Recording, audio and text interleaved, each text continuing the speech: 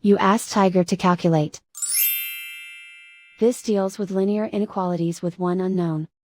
The final result is j equal or smaller than 2.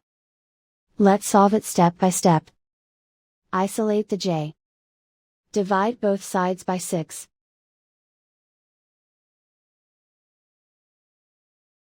Simplify the fraction.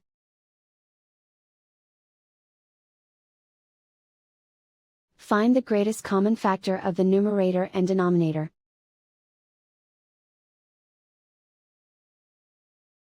Factor out and cancel the greatest common factor.